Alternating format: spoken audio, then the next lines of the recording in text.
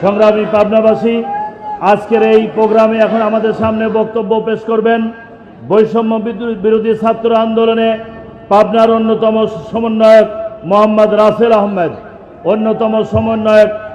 রাসেল আহমেদ। শহীদ মিনারের পাদদেশে ঢেউ উঠেছে, প্রবল ঢেউ।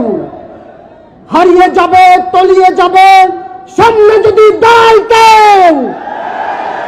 পাপ করেছ, খুন করেছ, ধ্বংস নামক গজব নামক কে ফেলুক মহাকাল। প্রিয় উপস্থিতি, ছাত্র জনতা, বৈষম্য বিরোধী ছাত্র আন্দোলন পাবনা জেলার পক্ষ থেকে আজকে বাংলাদেশ জামাত ইসলামী কর্তৃক আয়োজিত এই প্রোগ্রামের সকলকে বৈষম্য বিরোধী ছাত্র আন্দোলনের পক্ষ থেকে রক্তিম সালাম। আসসালামু আলাইকুম। আমি কোনো ভূমিকায় যাব না, আমি গুরুত্বপূর্ণ কয়েকটি কথা বলে আমার কথা শেষ করব।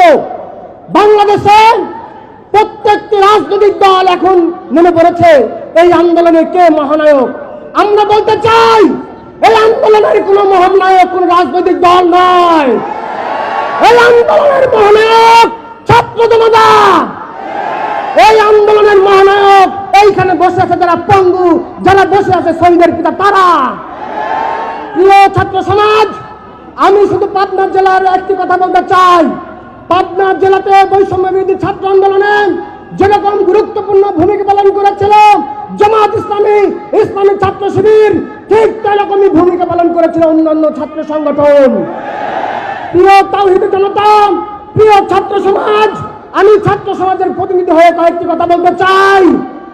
আমরা দেখতে পেরেছি বৈষম্য বিরোধী আন্দোলনে সকল স্বৈরাচার বিরোধী সকল রাজনৈতিক দল একতা হয়ে রাজনীতিকে আন্দোলন করেছে। আমরা আবারও দেখতে চাই দেশ গঠনে তারা ঠিক তেমন ভাবেই এগিয়ে যাবে। আমরা আরো তাদের কাছে দাবি জানাবো, বাংলাদেশ গঠন করবার জন্য সকল রাজনৈতিক দল সকল মত ভেদাভেদ সবকিছু ভুলে গিয়ে আগামীর সঠিক বাংলাদেশ, সোনার বাংলাদেশ গঠন করবেন। প্রিয় ছাত্র সমাজ, জনতা, আমরা এই মহাসমুদ্র থেকে আরেকটি দাবি নিয়ে আপনাদের কাছে এসেছি। আমরা পাবনার প্রত্যেকটি শিক্ষা প্রতিষ্ঠানে লেজুর ভিত্তিক ছাত্র রাজনীতি আমরা নিষিদ্ধ করার দাবি জানাচ্ছি। সেই সাথে সারা বাংলাদেশের সমগ্র শিক্ষা প্রতিষ্ঠানে ছাত্রদের ছাত্র সংসদ নির্বাচনের দাবি করছি। প্রিয় তাওহীদের জনতা, এই সমাবেশে আমি বলতে চাই, আমাদের সমন্বয়কদেরকে তুলো ভাববেন না।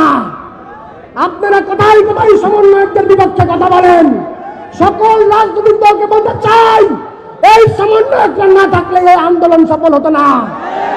এই সমন্বয়কদের মাধ্যমে ফ্যাসিস্ট শেখ হাসিনাকে আমরা পতন করতে পেরেছি।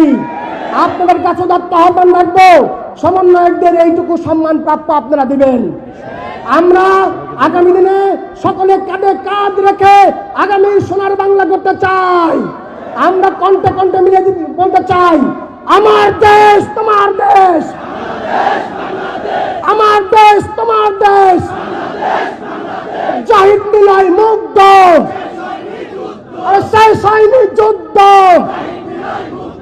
শহীদদের রক্ত আরে পিতা যেতে দেব না। প্রিয় তাওহীদের জনতা, প্রভাবিত জাগিল সকল যাত্রী, তোরা ঘুমাসতে আর রাত্রি ভাবি।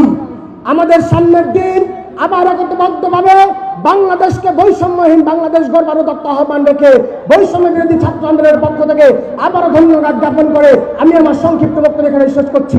আসসালামু আলাইকুম।